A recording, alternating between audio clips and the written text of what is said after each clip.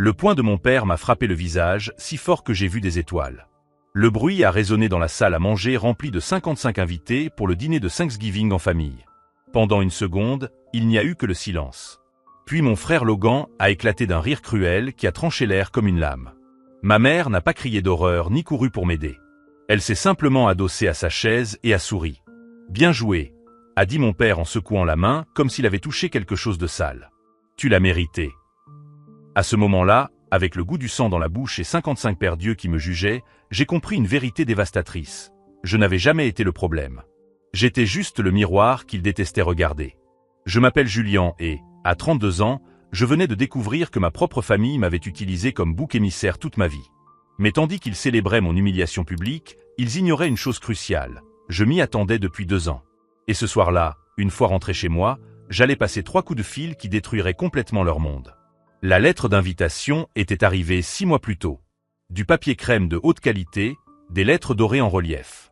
Ma sœur Mélissa a toujours aimé ces présentations pompeuses, plus soucieuse de l'apparence que du contenu. Cela faisait 6 mois que personne dans ma famille ne m'avait adressé la parole. Pas un mot, pas un coup de fil, pas même un message superficiel pour me demander comment j'allais. La dernière fois que j'étais dans cette maison, Mélissa m'avait crié que je me croyais supérieur à tout le monde simplement parce que je refusais d'investir dans la société de conseil en faillite de Logan. J'étais parti ce soir-là avec le bruit des portes qui claquaient et les accusations qui résonnaient dans mes oreilles. Et maintenant ça, une invitation à un dîner spécial de Thanksgiving en famille. Cher Julian, nous espérons que tu te joindras à nous pour une réunion de famille spéciale. À 3 heures de l'après-midi. À la maison familiale. Avec tout notre amour, Mélissa. Avec tout notre amour, j'ai laissé échapper un rire amer. Mes mains ne tremblaient pas de nervosité. Elles tremblaient à cause de tout ce qui s'était accumulé en silence. Des choses qui n'avaient jamais été dites, jamais pardonnées. Je me suis assis sur le bord de la chaise usée de ma cuisine, la lettre encore ouverte sur mes genoux, essayant de décider ce qui me faisait le plus mal, rester loin ou revenir. Une partie de moi savait que cela pouvait être un piège. Je n'aurais pas été surpris d'entrer et de trouver une scène passive-agressive qui m'attendait. Mais une autre partie de moi, celle qui se blottissait dans les bras de ma mère après des cauchemars, qui avait aidé mon père à poser le parquet dans le garage, qui avait cousu le costume d'Halloween de Mélissa quand elle avait 10 ans, cette partie se demandait « et si cela signifiait quelque chose ?» La conclusion n'est pas toujours enveloppée de gentillesse. Ma thérapeute m'a dit cela une fois, et cela m'est resté. J'ai acheté un billet de train ce soir-là, le régional de 9h05, qui arrivait peu après midi dans le New Jersey. J'ai choisi une cravate rouge dans mon placard. Ma mère m'a toujours dit qu'elle me donnait l'air prétentieux, comme un vendeur qui en fait trop pour impressionner. Je l'ai mise quand même. Le voyage m'a semblé plus long que d'habitude. C'était peut-être le ciel gris dehors ou la femme de l'autre côté du couloir qui sanglotait doucement dans une serviette en papier Starbucks. Je ne lui ai pas demandé. Nous portons tous nos raisons en silence. Quand je suis arrivé, le quartier semblait aussi bien entretenu que d'habitude. Les pelouses étaient tondues, les voitures identiques dans les allées identiques. En montant les marches de la porte blanche familière, j'ai remarqué quelque chose qui m'a serré la gorge. La petite plaque en bois au-dessus du porche. Mélissa l'avait changée. Avant, elle disait « les Blackwood, tout le monde est le bienvenu ». Maintenant, elle disait « la famille d'abord, toujours ». La porte s'est ouverte avant que je n'ai eu le temps de frapper. Un homme en chemise blanche et gilet noir se tenait là, tenant une tablette. « Votre nom, s'il vous plaît » m'a-t-il demandé d'un ton neutre. « Julian » ai-je répondu d'une voix sans émotion. Il a touché quelque chose sur l'écran, puis m'a fait signe d'entrer. Pas de câlin, pas de poignée de main chaleureuse comme maman avait l'habitude de le faire. Juste le protocole. En entrant, l'odeur de dinde rôtie et de romarin flottait dans la maison, familière, presque réconfortante, jusqu'à ce que je voie le plan des places collées sur le côté du buffet.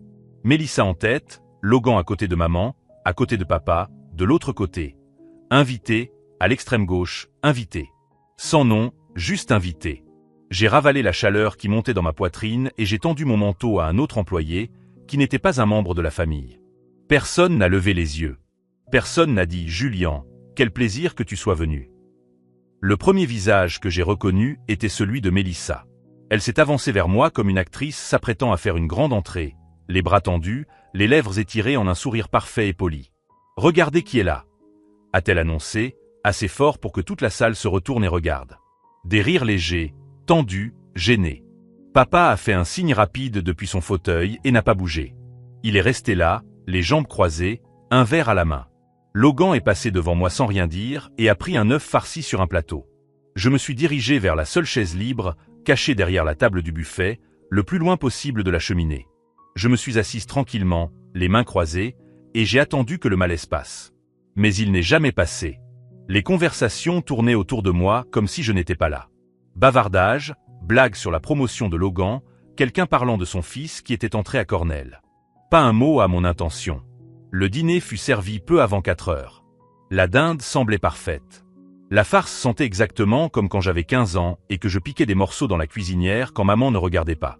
Les couverts ont teinté, les verres se sont levés. Tout le monde semblait trop répété. Quand j'ai tendu la main vers la sauce au canneberge, je l'ai senti avant de le voir. Tous les regards se sont subtilement tournés vers le bout de la table.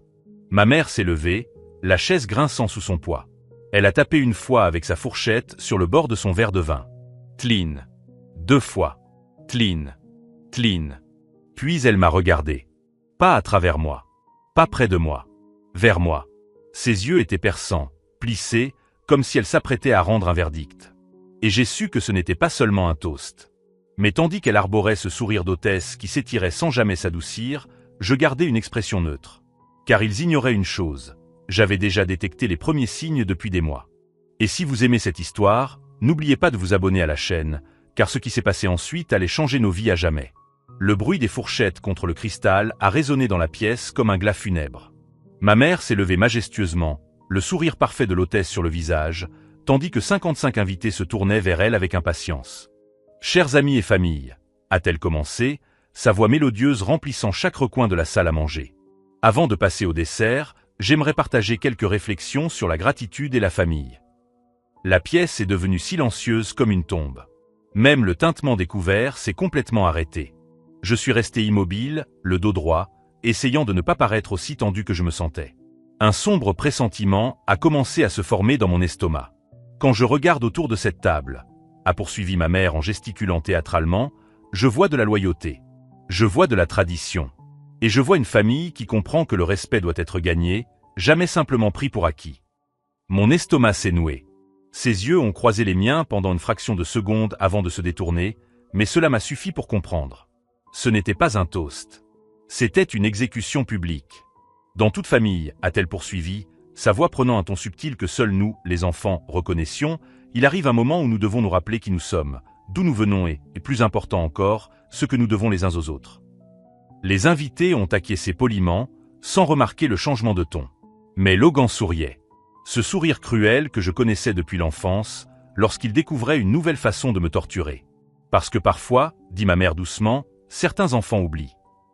Un rire poli et étouffé parcourut la table. Mon verre de vin resta intact. Je sentis mes paumes devenir froides. Oubliez que l'humilité est une vertu.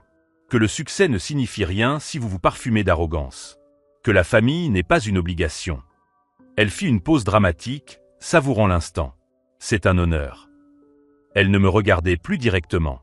Elle n'en avait pas besoin. Tout le monde dans la pièce savait exactement de qui elle parlait.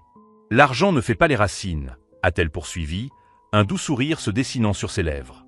Et il n'achète certainement pas l'amour ou le respect. Un autre rire poli. Logan a ricané, clairement amusé, parce que l'arrogance. Elle a pris une profonde inspiration, savourant le grand final. L'arrogance est laide, surtout dans la famille. C'est alors que Logan a commencé à applaudir. 1, 2, 3 applaudissements lents et délibérés. Son sourire malicieux a transpercé la pièce comme une lame. C'était la meilleure jusqu'à présent, maman, a-t-il murmuré, assez fort pour être entendu. Mélissa détourna le regard, faisant tourner son verre de vin, faisant semblant de se concentrer sur une décoration en forme de canneberge. Papa ne bougea pas d'un muscle. Je restais assise comme une statue vêtue de rouge, prisonnière d'une pièce qui avait autrefois accueilli des fêtes d'anniversaire, des soirées-jeux et des éclats de rire. Maintenant, ce n'était plus qu'une scène pour mon humiliation publique. Je me levai doucement et repoussai ma chaise. Je ne dis pas un mot, je glissai simplement la serviette de ma lappe et la posai sur mon assiette. J'eus le temps de faire 2 pas avant que cela n'arrive. Le son résonna dans la pièce comme un coup de feu, une main contre mon visage, dure et immédiate. Le côté gauche de mon visage s'enflamma. Il m'a fallu une seconde pour réaliser que c'était elle qui avait fait ça. Ma mère, les doigts toujours tendus, les yeux écarquillés non pas de choc, mais de satisfaction. Des halètements ont éclaté dans la pièce, mais personne n'a bougé. Mon verre de vin a glissé de ma main, a heurté le marbre et s'est brisé en 1000 morceaux. Le bruit a résonné dans le silence mortel. Papa a finalement parlé depuis son fauteuil. Il n'a jamais levé les yeux. Bien joué. Je l'ai regardé. Je l'ai regardé. J'ai regardé les visages que je connaissais autrefois. Maintenant figés, honteux, certains satisfaits. Logan s'est agité sur sa chaise, mais ne s'est pas levé. Mélissa a pris une autre gorgée de vin, comme si ce n'était qu'un bruit de fond. Et moi, je n'ai pas pleuré. Je me suis retourné et j'ai quitté la pièce. Sans précipitation, sans pause dramatique. Je suis simplement sorti dans le couloir qui sentait autrefois la cannelle. Je suis passé devant les photos de famille qui ne m'incluaient plus depuis 5 ans. Je suis passé devant le porte-manteau que j'avais fabriqué en cours de menuiserie au lycée. Je suis sorti par la porte d'entrée. L'air de novembre a frappé mon visage, qui brûlait désormais de plusieurs façons. Mais je n'ai pas porté ma main vers lui. Je n'en avais pas besoin. Cette douleur me rappelait. C'était réel. Je me suis assis sur les marches du porche, avec seulement le bois sous mes jambes et le silence dans le froid. Personne ne m'a suivi. Pas une âme, pas une voix qui m'appelait, même pour faire semblant. C'est alors que cela m'a frappé. Pas comme un coup de couteau, mais comme une vérité lente, qui finissait par faire surface. Je n'avais pas perdu ma famille. Je ne l'avais jamais eue. J'ai sorti mon téléphone de la poche de mon manteau. Ma main était ferme. J'ai fait défiler la liste jusqu'à la fin. 3 noms que je n'aurais jamais pensé utiliser à nouveau. Chacun brûlait comme une allumette dans le noir. J'ai appuyé sur le premier. Ça a sonné 1 fois, 2 fois. Puis la voix est venue, basse, sage. J'attendais ton appel. Je n'ai pas souri, j'ai juste expiré doucement et je me suis adossé au comptoir de la cuisine, le rebord appuyant contre ma colonne vertébrale. Dorian, ai-je dit d'une voix calme. C'est l'heure. Une pause. Puis, avec ce même calme que j'avais toujours admiré chez lui, il répondit « J'imagine que la situation s'est aggravée. On peut le dire. J'ai besoin que vous activiez le plan d'urgence dont nous avons discuté il y a 2 ans. Le gel du trust, dans son intégralité, et enregistrer l'injonction. Nous avons bloqué tous les canaux par lesquels il pourrait transférer de l'argent. » J'entendis le bruit de papier qui s'agitait. Il était déjà au travail. Tu as toujours la procuration temporaire sur ta mère, conformément à l'avenant que nous avons enregistré lors de son rétablissement. Elle ne l'a jamais révoqué. Elle ne savait pas comment faire, dis-je, presque amusé. Et ton père était trop arrogant pour vérifier. Tu es toujours son tuteur légal, Julian. Je fermai les yeux. Alors enregistrez-le. Et Dorian, je veux que ce soit effectif dès demain matin. Discrètement. Pas de médias, pas de confusion. Vous me connaissez, dit-il doucement. Je travaille dans l'ombre. Nous avons raccroché. Sans politesse, sans bonne chance, juste une compréhension mutuelle. Je posai le téléphone sur le comptoir et me dirigeai vers le salon. Mon logement était modeste. 2 chambres, du parquet, des étagères qui sentaient encore les vieux livres. Mais c'était à moi. Chaque centimètre n'avait jamais été touché par leurs mains. Dehors, les lumières de la rue projetaient de doux halos dorés sur le trottoir silencieux. Le genre de calme qui précède la tempête. J'ai allumé mon ordinateur portable et composé le 2e numéro. Miranda a répondu avant la 2e sonnerie. Julian. Sa voix était rauque. J'ai regardé l'heure. Minuit. Désolé de t'appeler si tard. Si tu m'appelles, c'est que c'est grave, ai-je dit, immédiatement sur mes gardes. J'ai cliqué sur le dossier de mon bureau intitulé « À utiliser s'ils franchissent la ligne ». Puis j'ai glissé les photos que j'avais prises plus tôt dans la soirée dans le bureau de mon père. Des livres de comptes, des chèques manuscrits, des registres de caisses griffonnés à la hâte au stylo bleu. Ils ont détourné des fonds de donateurs par le biais de la fondation, ai-je dit à Mélissa et aux start-up ratés de Logan. Je viens d'envoyer les photos. Je pouvais entendre sa respiration haletante. Julian, si cela se confirme, c'est criminel. On ne parle pas d'une simple tape sur les doigts. Je ne cherche pas une tape sur les doigts. Je cherche la vérité. Elle n'a pas répondu. Je m'y mets tout de suite. Attends-moi pour un rapport dans l'après-midi. Je me suis adossé, mes épaules touchant enfin le dossier de ma chaise. Je n'avais pas remarqué depuis combien de temps j'étais assis droit, comme si j'étais encore à cette table à manger. Le 3e appel a été le plus court. Je me suis levé, j'ai marché jusqu'à la fenêtre et j'ai composé le numéro de Rose. Elle a répondu avec un soupir. J'espère que c'est pour une bonne raison. Oui. Je lui ai donné le numéro d'identification fiscale de la fondation. Sans contexte, juste des chiffres. Puis je lui ai envoyé le lien Dropbox que j'avais préchargé des mois auparavant et qui contenait des sauvegardes, des numérisations, des dépenses signalées, et même les journaux de sécurité du réseau de l'entreprise de mes parents. Elle n'a posé aucune question, elle a juste dit « Vous recevrez une confirmation de la citation à comparaître dans les 48 heures ». C'était tout. Pas même un « bonne nuit ». Pas même un « merci ». Je suis resté à la fenêtre après l'appel. La lueur de la ville au-delà de Princeton était faible, silencieuse. Mon propre reflet me regardait en retour, plus vieux que dans mes souvenirs. Fatigué, mais pas brisé. J'ai fait du thé. C'était presque un réflexe maintenant. De la camomille, une goutte de miel, la tasse bleue avec l'anse ébréchée que je refusais de remplacer.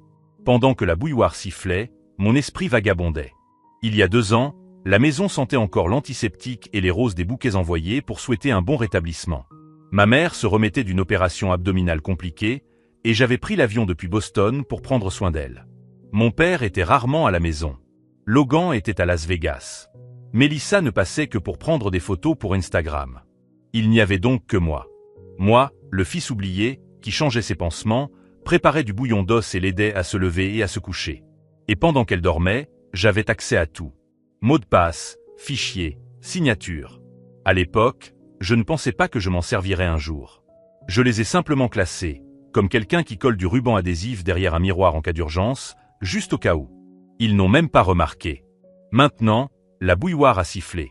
J'ai versé le thé, je me suis assis à la petite table à côté de la bibliothèque et j'ai regardé la vapeur s'élever comme une danseuse sans public. Je ne ressentais pas de colère. Plus maintenant. C'était l'ancienne moi. La colère était bruyante. La colère était désordonnée. C'était autre chose. Il voulait un bouc émissaire, quelqu'un à humilier, quelqu'un à pointer du doigt et à dire « Vous voyez, c'est ce qui arrive quand on dépasse les bornes ». Il voulait que la fille silencieuse reste silencieuse. Eh bien, je le resterai. Mais désormais, le silence serait mon arme. J'ai pris une dernière gorgée, fermé mon ordinateur portable et murmuré dans la pièce vide. Maintenant, nous attendons. 27 heures plus tard, les comptes de la famille ont été gelés et les appels ont commencé à affluer. J'étais dans la cuisine en train de remuer une petite casserole d'avoine lorsque le premier appel est arrivé. L'écran s'est allumé avec « Papa » en grosses lettres. J'ai laissé sonner 2 fois, puis j'ai répondu. Il y a un problème avec le trust, a-t-il dit, sans même dire bonjour. Le virement trimestriel n'a pas été effectué. J'ai appelé la banque. Ils ont dit qu'il avait été signalé. Tu peux vérifier ? Sa voix n'était pas encore paniquée, juste impatiente, comme celle d'un homme habitué à ce que les choses se passent comme il le souhaite. Je n'ai pas répondu tout de suite. J'ai versé les flocons d'avoine dans un bol, ajouté une pincée de cannelle, puis je me suis dirigé vers la table. Non. Il y eut un silence.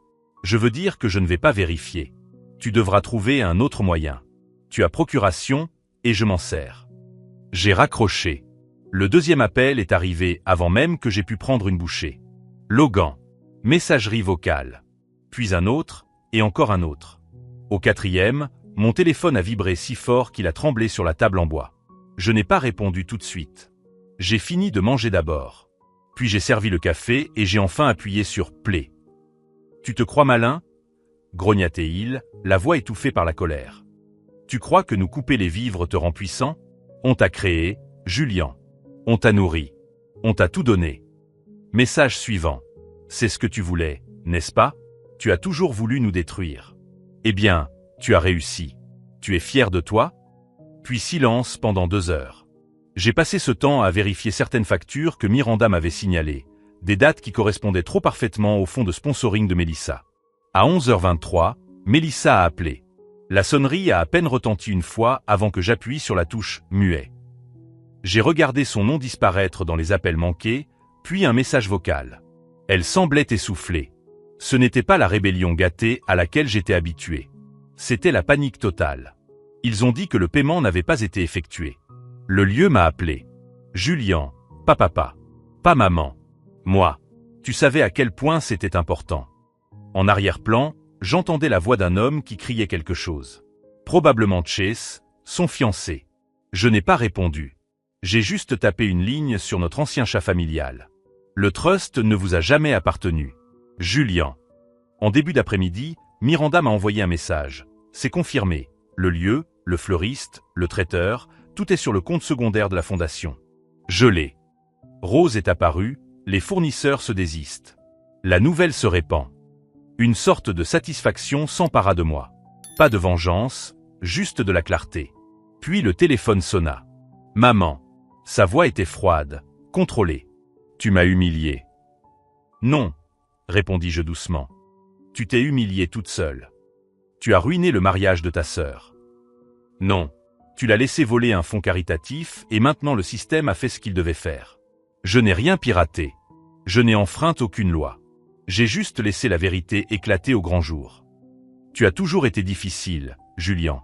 Tellement correct, tellement obsédé par la manière la plus difficile de faire les choses. Peut-être pas ton genre, ai-je répondu. J'ai raccroché. Cette fois, je n'ai même pas senti mon cœur s'emballer. Mes pensées ont été interrompues par un autre appel. Pas de nom, pas de numéro, bloqué. Un souffle silencieux à l'autre bout du fil. Puis une voix familière a dit « Julien, j'ai quelque chose à te dire au sujet de ton père. » Je reconnus la voix avant qu'elle ne dise son nom. « Julien, c'est Margie. Je travaillais avec ta tante Cécilia à l'époque. » Ma main serra le téléphone. Je n'avais pas entendu ce nom depuis des années. Tante Cécilia était morte de cause naturelle, selon le rapport du médecin légiste, 10 ans plus tôt. Elle était la seule à avoir tenu tête à mon père et avait disparu de toutes les photos de famille après les funérailles. J'ai gardé quelque chose. Elle m'a demandé de le garder. Je pense qu'il est temps que tu l'entendes. Elle m'a dit de la retrouver au bâtiment des archives du comté de Newark, au 4e étage, dans la salle des archives au fond, à 4h30 précises. Le trajet était gris. Des routes mouillées, des nuages capricieux, une bruine suffisante pour faire crisser les essuie-glaces. Le bâtiment des archives était presque vide. Le 4e étage sentait le vieux papier et la bureaucratie fantomatique. Margie semblait plus petite que dans mes souvenirs. Ses cheveux gris étaient tirés en un chignon serré. Ses yeux se levèrent et s'adoucirent. « Tu es venu. » Elle s'est dirigée vers un classeur, a ouvert un panneau caché et en a sorti une petite enveloppe en papier craft. C'était l'assurance de Cécilia, a-t-elle murmuré, au cas où il lui arriverait quelque chose. À l'intérieur se trouvait une clé USB. Simple, sans étiquette. Ne la connecte pas au Wi-Fi. Fais-moi confiance. Qu'est-ce qu'il y a dessus? La preuve de qui était vraiment ton père. Quand je suis rentré chez moi, il était déjà plus de 7 heures. J'ai éteint mon téléphone, fermé les rideaux et je me suis assis au comptoir de la cuisine avec mon vieil ordinateur portable. Pas d'internet, pas de Bluetooth. Le fichier était intitulé « Cécilia Audio 2011-04-19 ». J'ai appuyé sur Play. D'abord, il n'y avait que des parasites, puis la voix de mon père. Bon, voilà le plan. On appelle ça un trust familial. On fait en sorte que ça ait l'air clean. Les noms des enfants seront sur les documents. Une autre voix, celle de ma mère. Et le fisc, ils vont bientôt flairer quelque chose. Papa à nouveau. On transfère les actifs réels via la coquille vide, puis on place l'argent sous le nouveau trust. Seul Logan aura les codes. On n'a pas besoin que les filles fouillent dans les affaires de la famille. Une pause. Puis un rire. Julien ne remarquera rien. Il est trop occupé à jouer les nobles. J'ai mis la lecture en pause. Ma respiration s'est bloquée, comme si j'avais avalé du verre. Il ne m'avait pas seulement exclu. Il m'avait utilisé. Mon nom, mon identité, mon silence. Je n'étais pas le fils négligé. J'étais l'appât. J'ai appelé Dorian et je lui ai tout raconté. Falsification, détournement de fonds, fraude électronique. Ça suffit pour ouvrir une enquête criminelle. Je veux que ça soit rendu public. Quelques minutes avant minuit, j'ai envoyé le fichier audio à 3 personnes. Dorian, un contact au fisc, et Mélissa. 5 minutes plus tard, un message de Mélissa a clignoté sur mon écran. Qu'est-ce qui se passe? Je n'avais même pas posé mon ordinateur portable que la sonnette a retenti. Rapide, impatiente, une sonnerie stridente. À travers le Judas, je l'ai vue. Mélissa portait toujours ce blazer bleu marine rigide. Ses cheveux étaient ébouriffés. Son mascara avait coulé. Elle avait les mains crispées sur son téléphone. J'ai ouvert la porte sans un mot. Elle est entrée et m'a tendu son téléphone. C'était vrai. J'ai simplement acquiescé. Ils m'ont dit que tu étais parti parce que tu étais égoïste, a-t-elle murmuré. Ils ont dit que tu ne voulais pas faire partie de la famille. Non, ai-je répondu doucement. Je suis parti parce que je savais que quelque chose n'allait pas. Je n'avais juste aucune preuve jusqu'à présent. Elle s'est assise, raide, à la table de la salle à manger. Je ne savais pas. Je veux dire, je savais que quelque chose clochait, mais je pensais que c'était dans ma tête. Maman m'a dit quand j'avais 14 ans, Julian n'est pas comme nous. Ne lui fais jamais confiance pour les choses importantes. C'est pour ça que j'ai arrêté de te dire quoi que ce soit. Mon cœur s'est serré. Je pensais que j'étais la préférée, mais maintenant je ne pense plus qu'il m'ait jamais aimé. Je n'étais qu'utile. J'étais le visage de la famille. Mais ce n'était qu'un masque qu'il portait. Tu as encore le choix, lui ai-je dit. Tu peux continuer à faire comme si rien ne s'était passé, ou tu peux m'aider à tout révéler. Cela me rendrait complice. Je serais exposé. Mais tu serais aussi libre. Elle posa son téléphone, écran vers le bas, sur la table. Je viens de protéger des monstres. Je signerai tout ce que vous voulez. Le moment passa, silencieux et fragile. Puis son téléphone vibra. Elle le prit et se figea. Papa vient de déposer une requête d'urgence au tribunal, dit-elle. Il essaie de bloquer l'accès à la fiducie. Il dit que vous êtes une menace pour la sécurité du patrimoine. Je me suis levé. Pas rapidement, pas de façon dramatique, mais délibérément. Mes mains se sont serrées en poing. Pas de peur, mais de préparation. L'heure de l'audience avait sonné. Et tandis qu'il pensait m'avoir coincé, il ne se rendait pas compte que je me préparais à ce moment précis depuis 2 ans. Nous sommes arrivés au tribunal peu avant midi. Une pluie fine avait commencé à tomber. Rien de dramatique, juste assez pour faire briller les trottoirs et rendre le monde légèrement plus froid qu'il ne l'était. Je suis sorti de la voiture, ma mallette à la main, et j'ai suivi mon avocat par l'entrée latérale, réservée aux audiences programmées. Pas encore de journalistes. Les sols en marbre du tribunal du comté de Bergen étaient polis jusqu'à briller presque comme un miroir. Les couloirs résonnaient légèrement du bruit des pas et du murmure étouffé des équipes juridiques qui se déplaçaient entre les salles.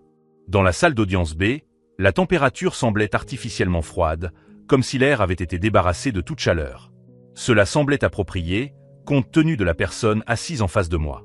Mon père portait un costume gris anthracite, plus sombre que d'habitude, avec une cravate rouge si parfaitement nouée qu'elle ressemblait à un avertissement. Ma mère était assise à côté de lui, vêtue de crème et de perles, le dos raide et immobile. Elle ne m'a pas regardé. Logan était assis de l'autre côté, les bras croisés, la mâchoire serrée comme si elle était soudée. Leur avocat, un homme du nom de Carlton Merritt, ajusta ses poignets argentés et m'adressa un long sourire poli qui n'atteignit pas ses yeux. Nous prîmes place. La juge, une femme sévère d'une 60aine d'années appelée juge Wilford, entra, sa robe effleurant le sol poli. Il s'agit d'une requête d'urgence déposée par M. Alan Blackwood afin de lever le gel ordonné par le tribunal sur la fortune de la famille Blackwood, dit-elle d'une voix claire et sèche. Toutes les parties sont-elles présentes? Carlton se leva. Oui, votre honneur, et avec votre permission, j'aimerais commencer. Je vous en prie. Il ajusta sa cravate et s'avança, les mains croisées sur la taille. Votre honneur, le tribunal a été induit en erreur par une série d'allégations chargées d'émotions formulées par M. Julian Blackwood qui, bien qu'intelligent, a des antécédents documentés d'instabilité émotionnelle résultant d'une adolescence traumatisante. Je sentis mon avocat, M. Bristol, bouger à côté de moi, calme, imperturbable. Carlton poursuivit. Cette action récente, qui consiste à geler le trust familial, était non seulement impulsive, mais aussi vindicative. Il agit par vengeance, et non par souci de justice. Le trust, votre honneur, a subvenu aux besoins de plusieurs générations de Blackwood. Le paralyser sur la base des accusations d'un seul héritier sans preuve complète ni procédure régulière risque de causer un préjudice financier grave. Nous demandons la levée immédiate du gel et la réintégration de M. Blackwood en tant que seul fiduciaire. Il recula, présomptueux et impassible. La juge Wilford se tourna vers nous. Monsieur Bristol, votre réponse. Il se leva. Oui, votre honneur. Monsieur Blackwood souhaite s'adresser directement à la cour. La juge acquiesça. Je me levai lentement, conscient du silence, de la façon dont même la greffière marqua une légère pause pendant que je prenais la parole. Mes talons claquaient doucement sur le carrelage, à un rythme régulier. Je pris place, m'assis et regardai la juge droit dans les yeux. Quand j'ai gelé la fiducie, ce n'était pas parce que j'étais en colère, dis-je. C'était parce que j'avais enfin des preuves. Je fis une pause. Je laissai les mots faire leur effet. Pendant des années, je me suis demandé pourquoi les documents ne correspondaient pas. Pourquoi mon nom avait été omis dans des décisions financières importantes malgré les promesses. Pourquoi les signatures de mon père continuaient d'apparaître, ainsi que les miennes, alors que je n'avais jamais rien signé. J'ai soupçonné une fraude. Mais je n'ai pas agi, car les soupçons ne constituent pas une preuve. J'ai regardé Carlton, puis mon père. Maintenant, j'ai plus que des soupçons. Monsieur Bristol s'est avancé et a remis un dossier épais au greffier. Votre honneur, a-t-il dit, nous soumettons 2 éléments de preuve essentiels.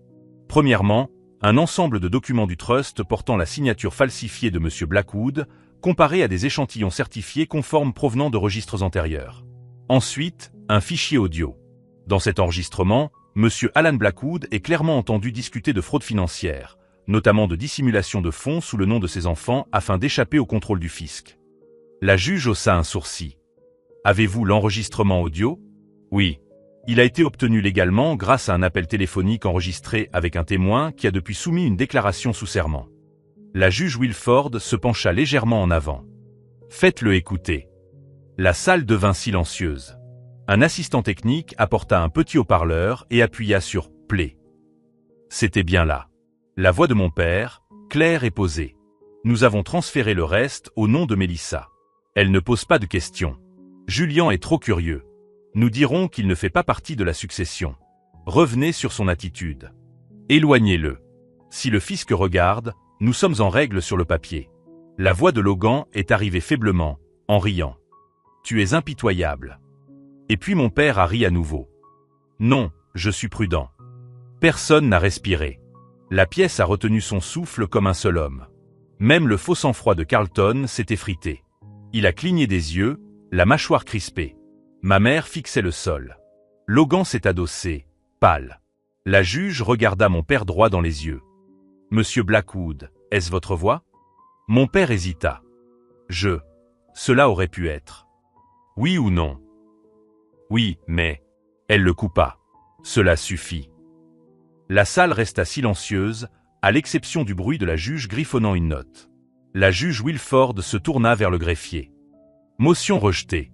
Le gel du trust de la famille Blackwood reste en vigueur. De plus, je renvoie cette affaire pour examen immédiat par les autorités fédérales pour suspicion de fraude financière et de parjure. Monsieur Alan Blackwood, Madame Helen Blackwood et Monsieur Logan Blackwood doivent fournir une divulgation complète dans un délai de 7 jours ouvrables. Carlton tenta de se lever, mais la juge leva la main. Ce n'est pas une négociation. L'audience est close. Le marteau frappa comme un coup de feu. Je me levai, pris mon manteau et continuai à avancer d'un pas régulier. Derrière moi, j'entendis mon père se lever brusquement, en colère.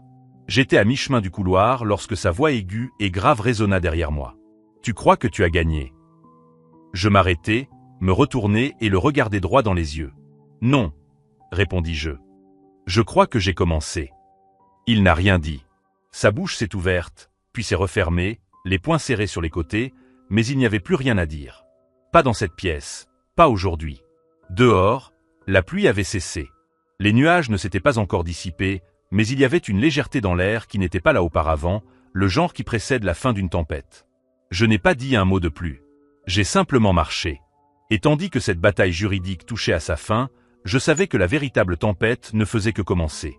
Si vous suivez cette quête de justice, n'oubliez pas de vous abonner à la chaîne, car ce qui allait se passer dans les jours suivants allait non seulement changer ma vie, mais aussi révéler des secrets dont je ne soupçonnais même pas l'existence. Le premier coup est tombé 2 jours plus tard, à 7h36 du matin exactement. Le soleil venait à peine de se lever au-dessus de la ligne d'arbres à Tennyfly. Logan a été le premier à arriver à la porte d'entrée. Il a ouvert à un groupe de personnes vêtues de coupe-vent bleu marine. Service des impôts, division de l'exécution fédérale, a déclaré l'un d'eux en montrant un badge. Nous avons un mandat. Je n'étais pas là, bien sûr. J'étais à Princeton lorsque mon téléphone a vibré. C'était Dorian. Pas de message, juste une photo. Des caisses de preuves étaient transportées sur les marches devant la maison des Blackwood. Chacune était étiquetée avec des étiquettes imprimées. Je n'ai pas souri. J'ai juste murmuré « Vous avez ouvert cette porte ». Je n'ai fait que tenir le miroir. De retour à Tennyfly, la panique s'était emparée de tout le monde. La femme de Logan a poussé un cri lorsque les agents ont pénétré dans le couloir. Ma mère s'est effondrée sur le canapé en demandant des sels aromatiques. Mon père a dévalé les escaliers et a exigé que tout le monde arrête cette mascarade. La chef des agents a remis le mandat calmement. Il s'agit d'une enquête fédérale, monsieur. Vous pouvez contacter un avocat, mais la perquisition se poursuit. Dans le bureau de Logan, Les choses sont devenues chirurgicales. Les armoires ont été ouvertes. Les clés USB ont été mises dans des sacs. Son ordinateur portable a été cloné. Puis l'un des agents, fouillant dans un classeur en bois, a heurté quelque chose de métallique à l'arrière. Cela a sonné creux. Il a poussé les dossiers sur le côté. Le voilà, un petit compartiment construit dans la paroi arrière. À l'intérieur, un carnet en cuir noir, usé comme s'il avait été souvent manipulé. Chaque page était manuscrite. Des dates, des montants, des numéros de routage. Et des codes de nom M01, J91, L73. Nos mois et années de naissance. Des virements vers des comptes offshore, des mouvements entre de fausses fiducies. Lorsque l'agent le montra à Logan, celui-ci tenta de rire. Ce ne sont que des notes pour la planification fiscale. L'agent ne s'y a pas. Alors expliquez cela au procureur. Quelques heures plus tard, les agents repartirent avec 12 boîtes, 2 disques durs et un carnet noir qui se trouvait désormais au centre d'une affaire de plus en plus importante. Vers 6h40 du soir, on a sonné à ma porte. Mélissa était là, en jean et pull bleu marine, tenant un plat en céramique. « J'ai fait des lasagnes », a-t-elle dit doucement. « C'était ton plat préféré à l'époque. » Nous avons mangé dans un silence presque total. À un moment donné, j'ai pris une vieille photo de nous quand nous étions enfants et l'ai posée entre nous. « Tu crois qu'elle nous a déjà aimés ?» a-t-elle murmuré. « Je lui ai posé la question aujourd'hui », a répondu Mélissa d'une voix sans vie. Elle m'a frappé, comme elle le faisait avant. « Et toi ?» Je n'ai pas bougé. Je me suis juste retourné et je suis parti. Elle est restée jusqu'à près de 21h. Puis elle s'est levée et est partie sans rien demander. Ce soir-là, avant de me coucher, j'ai vérifié la boîte aux lettres. Il y avait une enveloppe recommandée, de couleur crème, avec 5 mots écrits à la main, à l'héritier légitime, BD. Je suis resté dans le couloir, l'enveloppe tremblant entre mes mains. Quand je l'ai ouverte, une clé USB et une lettre écrite de la main de mon grand-père sont tombées. Si tu lis ceci, Julian, c'est que tu as déjà prouvé que tu es plus fort que je ne l'ai jamais été. Il racontait comment il avait vu mes parents me couper les ailes, comment il avait constitué une réserve séparée qui leur échappait à tous. Tout ce que j'ai construit dans le Vermont t'appartient. Non pas parce que tu es mon fils, mais parce que tu as su voir les gens tels qu'ils sont et que tu as choisi d'être bon. J'ai allumé l'ordinateur portable et inséré la clé USB. L'écran est resté noir, puis mon grand-père est apparu dans un enregistrement datant de 2016. Si tu regardes ça, mon garçon, c'est qu'ils ont fait ce que je craignais. J'ai vu ce qu'ils t'ont fait. Comment ils t'ont coupé les ailes, comment ils t'ont rabaissé. J'ai donc laissé des instructions. Le trust du Vermont, la terre, la cabane, tout est à toi. Ça l'a toujours été. Construis quelque chose qui portera ton nom. Ne passe pas ta vie à prouver qu'ils avaient tort. Vis simplement comme si tu avais eu raison depuis le début. Le lendemain matin, nous avons enregistré la lettre et la vidéo dans les procédures judiciaires. En l'espace de 3 semaines, le juge a statué en notre faveur. La fiducie principale a été déclarée frauduleuse. Les instructions de mon grand-père ont été reconnues comme contraignantes. Mon téléphone s'est illuminé d'alertes d'actualité. La fiducie de la famille Blackwood invalidée par le tribunal. Un financier local fait l'objet d'un contrôle fiscal. Il y avait des photos de mon père se protégeant du caméra et de Logan devant son entreprise, désormais fermée. Mélissa n'apparaissait sur aucune d'entre elles. Je n'ai pas publié de déclaration, je n'ai pas tweeté, je n'ai pas fait de déclaration. Parce que le silence, quand il vient de ceux qu'ils ont rejetés, résonne plus fort que la colère. 3 semaines plus tard, j'ai pris la route pour le Vermont. La route serpentait à un rythme familier. Quand je suis arrivé au chalet, la clé s'est encore parfaitement insérée dans la serrure. À l'intérieur, tout était comme il l'avait laissé. Des piles de bois, des couvertures pliées, sa tasse sur le rebord de la fenêtre. J'ai allumé le feu dans la cheminée et j'ai placé la lettre au-dessus de l'étagère, sous une lampe en bronze qui nous guidait autrefois vers la maison. C'était à moi maintenant. Pas au sens de la propriété, mais au sens des racines. J'ai enregistré le trust du Vermont à mon nom. J'ai converti une partie en une fondation discrète, offrant des ateliers d'alphabétisation financière et de petites bourses à des jeunes issus de familles en difficulté. Mélissa s'est jointe à nous sans qu'on lui demande. Elle ne voulait pas que son nom apparaisse nulle part. Elle se contentait de faire des tableaux et de remuer la soupe pendant les réunions. Nous n'avons jamais parlé de la gifle ni de la lasagne. Nous avons simplement continué à avancer. Et maintenant, quand on me demande comment j'ai survécu à tout cela, je réponds « Parfois, vous n'obtiendrez pas d'excuses. Vous n'entendrez pas les mots que vous méritez. Mais si vous vivez dans la vérité, votre paix grandira plus haut que leur cruauté n'a jamais été. Je n'ai pas brisé ma famille. J'ai simplement cessé de la laisser me briser. Mais une dernière révélation m'attendait. Une révélation qui allait bouleverser tout ce que je croyais savoir sur ceux qui étaient vraiment derrière tout ça depuis le début. 6 mois plus tard, j'ai reçu une lettre de la prison fédérale. Du papier ordinaire, une écriture tremblante. Mon père. Julian, je sais que j'ai beaucoup à t'expliquer. Quand je sortirai, j'aimerais qu'on parle. Je n'ai pas répondu. Certains ponts sont brûlés pour une bonne raison. Logan a tout perdu. Son entreprise, sa maison, sa femme. J'ai entendu dire qu'il travaillait dans un magasin de bricolage dans l'Ohio et qu'il vivait dans un petit appartement. Parfois, l'humilité arrive trop tard pour réparer l'orgueil. Ma mère a vendu la maison de Tenifly.